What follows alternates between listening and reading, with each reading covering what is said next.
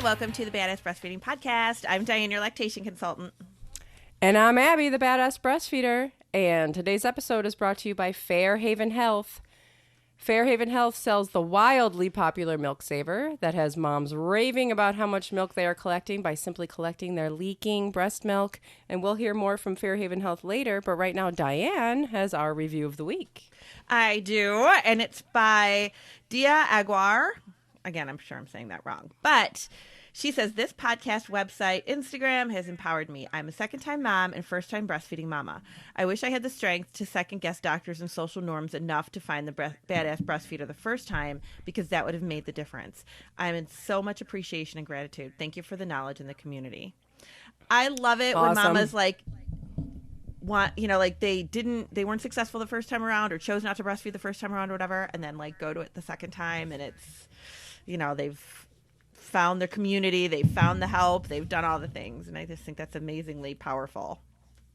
It is. And sometimes people are like, oh no, and I, if only I had it the first time. It's like, well, but now you have it. Right. Let's not worry about the first time. It's really, it's hard to kind of come to terms with the fact that maybe things didn't go the way you wanted to the first time because you didn't have the information, but you just didn't have the information. Right. But we love to hear from you, so send us your reviews, put them on iTunes, because we want to make you review of the week. And we have a fantastic episode today, I think, because I don't know why we haven't done this in the past. Why haven't we done this yet? I know. I don't know.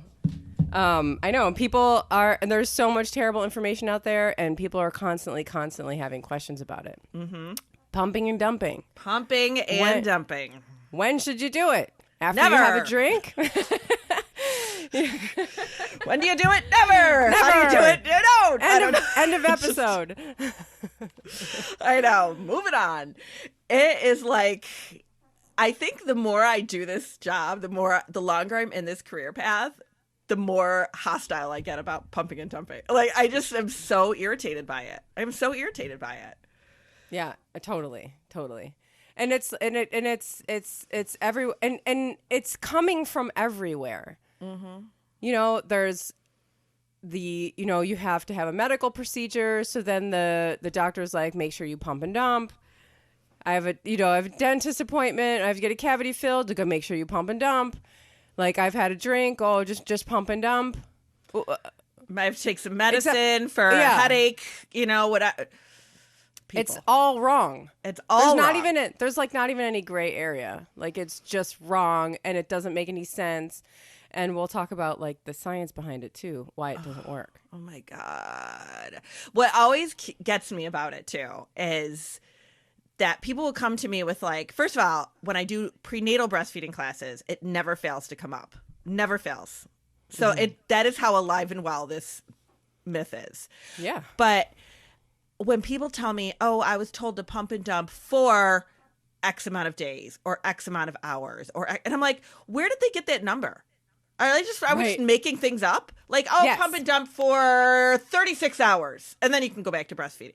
Where did we get that number from? It doesn't even make any sense. If there was some logic behind the number, then fine. But there isn't. There is nothing. It is what people think should happen. It is not being based on any kind of science or evidence.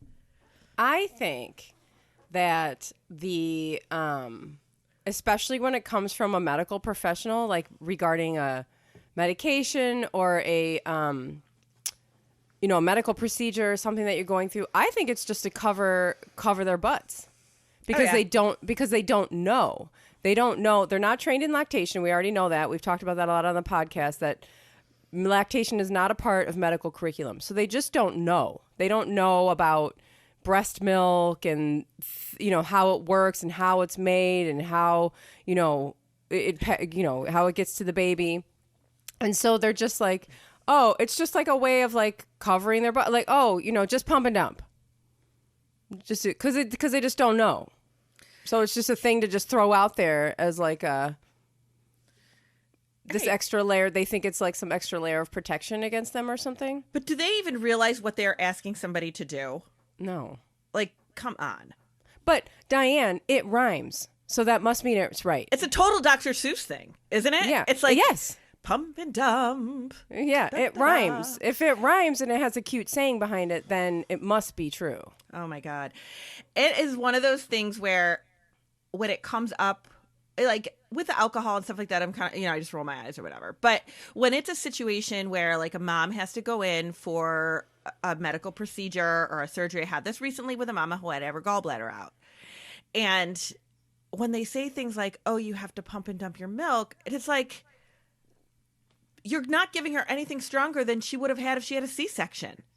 Exactly. Why are we, and it's almost so dumb that I'm like, am I wrong?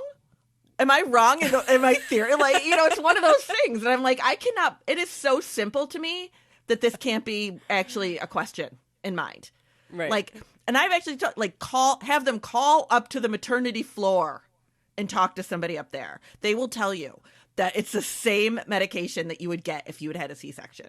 Yeah. And those women are breastfeeding. I don't understand what the problem is. And you don't have, and this baby's like 2 months old or something, like it's ridiculous.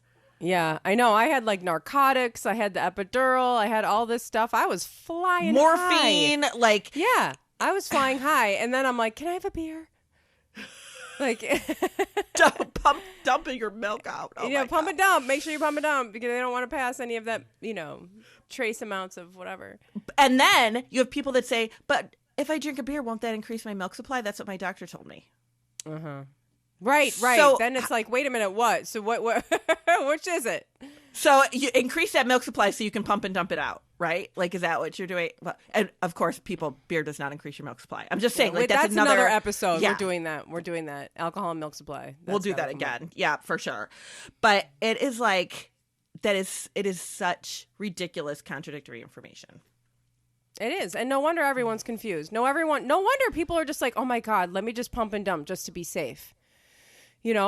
I mean, like, if you're so confused, you're like, I'm just going to do it just because I can't get a straight answer and I'm scared not to because I don't know what's going to happen.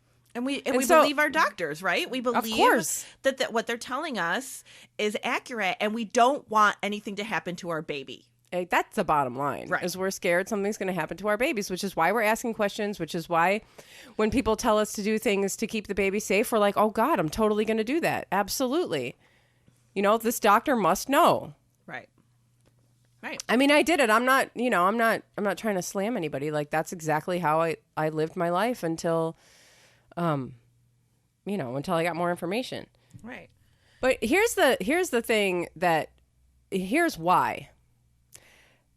Alcohol and these things are not stored in your breast milk. It's not stored in your breast. It's not like you're drinking alcohol and then your boobs are getting fuller and then you have like a Jack Daniels in your boob. Wouldn't that be handy? God, yeah. Having such a bad day and you just like breastfeeding would be so much more popular. I know. That's not how it works. When you drink alcohol, it is metabolized out of your breast milk just like it is out of your blood. Mm-hmm. So the only way for it to go away is to wait. When you pump that breast milk and you throw it away, it's still in your body. Right. There's no getting rid of it. You just wasted some milk. By the way, when you pump, if you've had a drink and you need to pump, don't throw it away. No. Save it. It's fine. It is totally fine. There is one reason I would say to pump and dump. Now, Diane's like, oh God, what? I know. I'm like, what? If you are engorged and you have no other option. Oh, yeah. Well. If you're engorged and you're uncomfortable and you are like in a situation where you can't breastfeed your baby and you have to get the milk out so that you're not, uncomfortable and you're not getting clogged ducts and all this stuff, hand express or pump a little bit. And if you don't have anywhere to go with it, it's okay to dump it out. Right. I had a mom one time who told me that she was like out with friends or something and got so full and uncomfortable and didn't realize that was going to happen, or maybe didn't realize she was going to be out as long as she was. And she goes, I was like hand expressing into the sink of the bathroom where I was or whatever, and it's like, that's got, obviously she didn't plan to do that and nobody wants to do that. But if you're in a situation, but for people who are like actively, okay, I'm going to sit here for days at a time to pump and dump your milk to keep your milk supply up so that you can go back to breastfeeding at some point because of a medication. Because you got a filling. Like, come on. No. Come on. Yeah. So that's the thing. And with like anesthesia, when you're awake, I remember when somebody explained this to me like this, I was like, oh my God. You know, you're out, and then you wake up. Do you know why you're awake? Because the medication's gone. Right.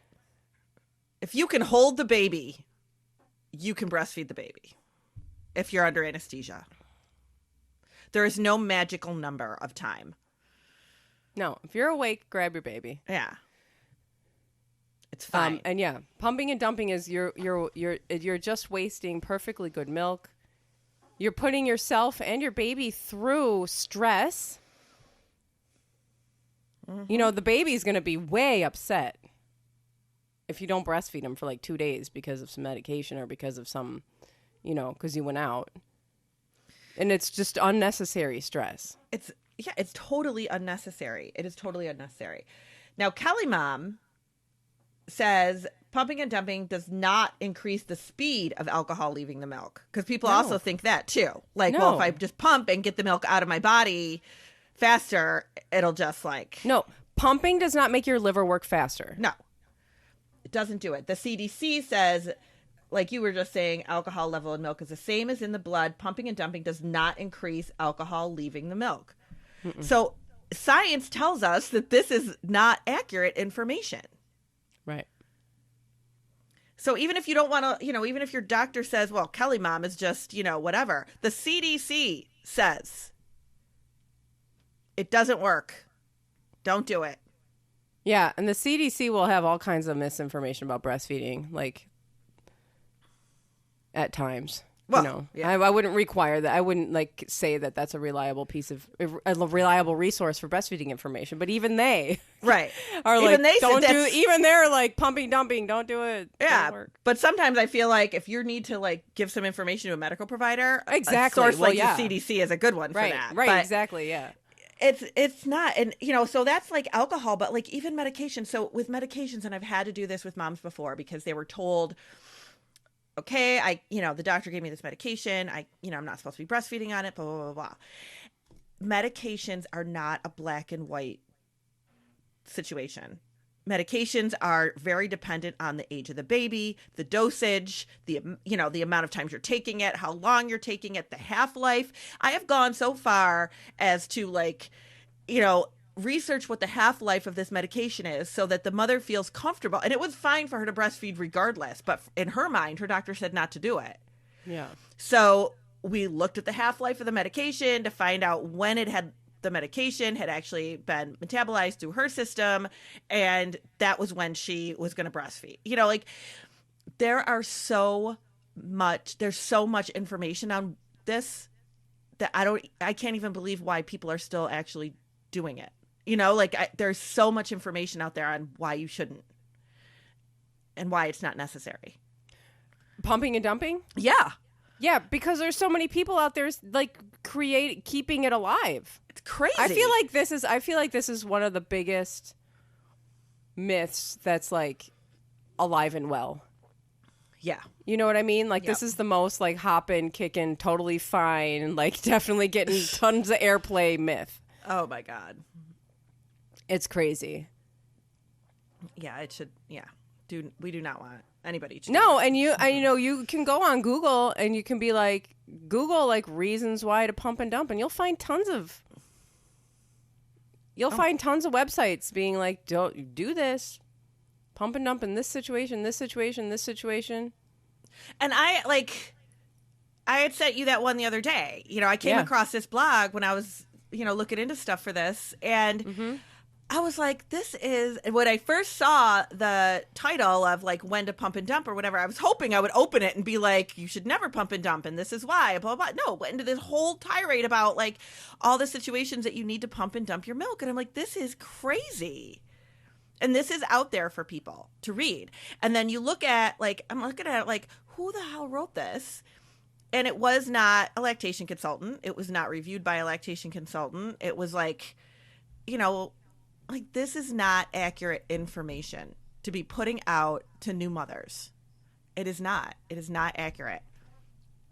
And it just puts that whole stigma of we have to follow rules. There's rules that need to be followed. And it's just as primal as you can possibly get in 2020 or whatever the hell year we're in, 2019. We're going into 2020. But it is as primal as you can get. It's having a baby and raising a baby and breastfeeding. And like, there should not be these rules. Yeah. Here, let me read this. From this thing you sent me. It says, when to pump and dump. When you drink alcohol, smoke cigarettes or marijuana, take medications, or use recreational drugs, potentially toxic substances enter your breast milk. The exact amount that goes into breast milk depends on several factors. Furthermore, although some substances are more toxic than others, in general, most drugs are potentially harmful to your baby. Okay. That's wrong. That's very wrong. Most drugs actually are not harmful to your baby. Right. I mean, we're going to talk about recreational drugs or marijuana or something. That's a different conversation, which is a conversation we will have. We're talking about alcohol, things that medications you might be prescribed, medical procedures, things that, that where you're getting told by people to pump and dump your milk because this is going on. It's wrong. This is straight up wrong.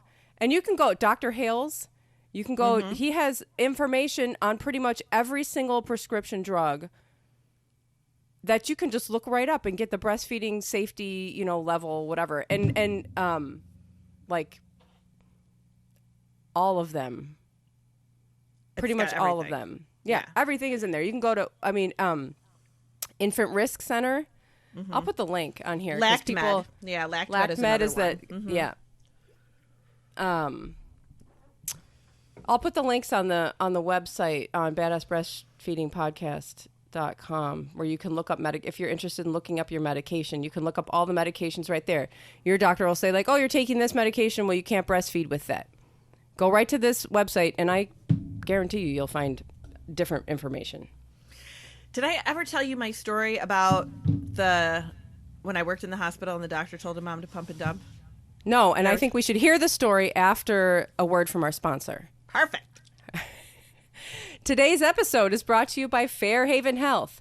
The Milky's Milk Saver collects your leaking breast milk as you nurse or pump, allowing you to store extra breast milk effortlessly with each feeding. Simply slide the Milk Saver into your bra or tank on the non-nursing side. The Milk Saver collects the breast milk that is leaked when your breast milk lets down. Then simply transfer the milk into a storage bag. The Milk Saver holds a little over 2 ounces of breast milk. People are constantly shocked at how much milk they are leaking, and we're losing to a breast pad. People are reporting that they are collecting several ounces a day, and sometimes a whole day's worth of breast milk.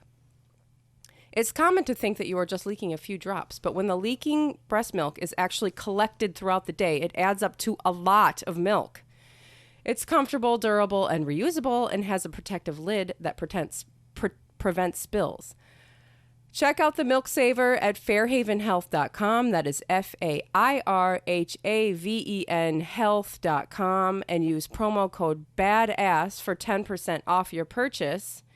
And this sponsor link and promo code can be found at badassbreastfeedingpodcast.com, along with all of our breastfeeding resources, all of our other episodes, and information about scheduling your lactation consultation with Dianne. Yeah.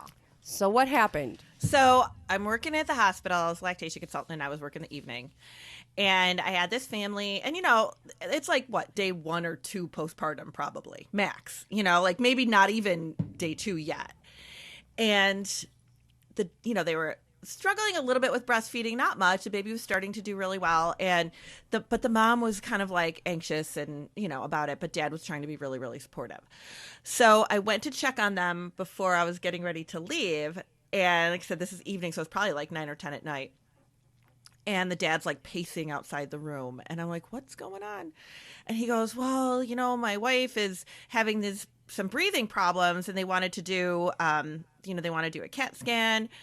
And they told her that she has to pump and dump for 24 hours. We were just getting going, and I'm afraid this is going to throw her off the rails, and she's not going to want to breastfeed anymore.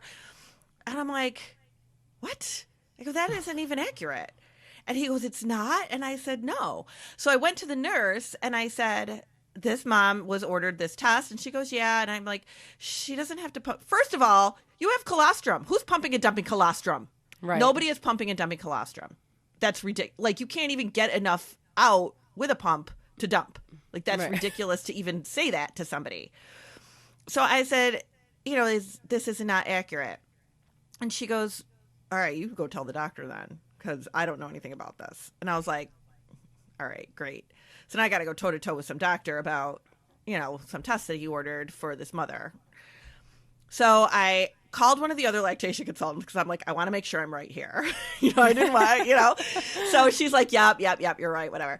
So I go over to the labor delivery side where the doctors hang out. And I was like, I found the doc and I'm like, did you order this test for the mom in whatever room? And he was like, yeah. And I go, and she's having contrast dye, because that's what it was. It was a contrast dye. Oh, my God. And he goes, yeah. And I said, she doesn't have to pump and dump. That's actually old information, and we know now that it's safe. And he goes, oh, okay, cool. Did you tell her? And I go, no, because I wanted to talk to you about it first. I wasn't going to go over your head with it. Okay, just tell her I was wrong, and it's fine. And it's like, and this doctor actually, what a good doctor. A lot. I know, but it's like, it was so casual for him to almost completely screw this family up. Yeah. It was so, right. Okay, yeah, just tell her I was wrong. Just tell her you were wrong. Like, if I wasn't here, that would have been it for them. That would have been it. Yeah, and the other thing is, like, you're a lactation consultant working in that hospital. Like, it's easy enough for them to be like, oh, let me check with the lactation consultant. Right. Let me send her in.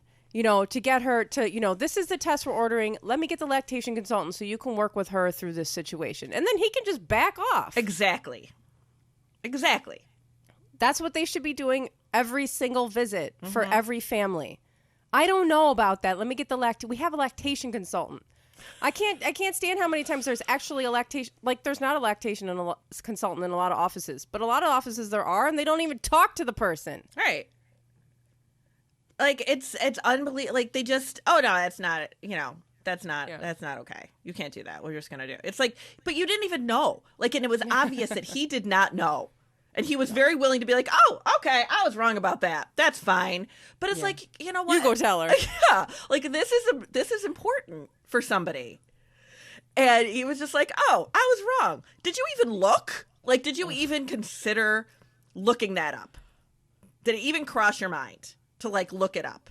No, again, it rhymes. So people just think, well, it's super easy. Pump and dump. That's so easy to say. It must be easy to do. It's fun to say. Like you said, it's like kind of like Dr. Seuss. So it's just an easy thing to do. Except that it totally can ruin, I mean, not to put anybody's fear into anybody, but I mean, it can mess things up. Yeah. When you're trying to get going like this person, it was like not even the first day. It was ridiculous. It was like the second day. Because you suddenly, discharged after 2 days, and she was still there. So it couldn't have been longer than 2 days. Everything's going fine. You're working on getting this breastfeeding relationship going, and then you have to have some sort of simple or complicated whatever, or you want to have a drink, or you want to, you need a root canal or whatever. And then it's like, well, no, you have to pump it up for 72 hours. What? Like, that's like not just it's not a simple, easy thing that you're telling people, and it's wrong. It is wrong to do. Yeah. Like, and then undoubtedly, when I tell a mom this is not necessary, she'll say, why did my doctor tell me that I had to do that then? Mm-hmm. And it's like, I don't know. They don't know. Because they don't know. Yeah. And here in Rochester, where I am, we've got this big hospital system conglomerate where there's like a breastfeeding trailblazer person from, a zillion years ago. She's now like very elderly, but she sits on a lot of breastfeeding boards. But she has done a ton of things for breastfeeding, like worldwide, and written all the books and done all the things. And she had developed a long time ago a medication hotline for doctors to call. Doctor's office, nice. And it's like, and we were part of that same hospital system. It's like, I don't understand why people don't use that service. Just use it. Yeah. If it's there. Because Yeah, I know that there's no value placed on, you know, there's also the, a couple years ago, I had Exley and he was sick and they were going to give him some medication. And the doctor pulled out his phone because I was questioning the dosage because it was something that Exley had gone through before. And he said, like, here, give him this dose. And I was like, really? Because that's different from the last time. And he was like, well, he's older now. And I was like, oh. And he pulled out his phone and he went into this app, this like medication app and weight and all that stuff. And he was like, yeah, right here. This is, you know, it's the correct dosage for his age and weight. And I was like, oh, okay, cool. He had it in his phone. Yeah. Like, there's an app for that. Right. And there's also an app, like you said, the LactMed is an app. Yeah. It's an app on your phone, which you can get. All of you people out there can get this app and look up all of your medications, but doctors can get it too. And they can simply look things up. Right. Just like this doctor did for this other medication, but there's no value placed on breastfeeding. It's really not. It's just like, well, it's a thing that you can just either take it or leave it. You know, you're going to, it didn't work out. Okay, well, it doesn't matter. This is not, breastfeeding is not just this lifestyle choice that you either choose to do or not. It's a bodily function. And this is the medical professional's job, is to make sure that things are working. Right. And it's a physiological pathway that you are on. Like, this is just ridiculous. And the mental anguish that a mother will go through for this. Right. Yes. Do I take this medication and then breastfeed like my lactation consultant says, or do I just not because they said it was going to harm my baby? And what do I do? I mean, yes, there are very, very, very specific situations. If your baby is like preemie and compromised and health problems and, you know, like that, maybe something we would have to look at something differently. But those are very specific situations that do not come up every day at all. Your average healthy baby, mom is nursing, and a lot of times these situations, the baby is older and can metabolize a medication easier. Mm-hmm. Like, it's not, there is so few medications that interfere with breastfeeding. So few that it blows people's mind. Yeah. It's like, come on. If you're in one of those really rare situations, and hopefully you have a lactation consultant working with you if you are like attempting to breastfeed a very premature or a sick baby. But if you don't and you're in that situation, definitely get one. That's a situation where there should be an individual lactation consultant as a part of the team that's helping you through this situation. Absolutely. And then that person will be able to say, you know, okay, this is an exception to the rule. Yeah. You know. I've had people ask me about pumping and dumping with food. Yeah. Like, come on. Never do it. There's never a reason Can we for pump it. and dump the calories from the 5 buckets of ice cream I ate yesterday? I'd be pumping my little heart out. Then I would do it. I would be totally into that. Like, God, get it out. Be like just kidding. Love your bodies and eat all the ice cream. Oh, eat it all. It's just a joke. Yeah, absolutely. Yeah. But so bottom line here, do not pump and dump. Do not need to pump and dump, and ask the questions. Ask the questions. If a doctor says to you, you need to pump and dump, I would say, why?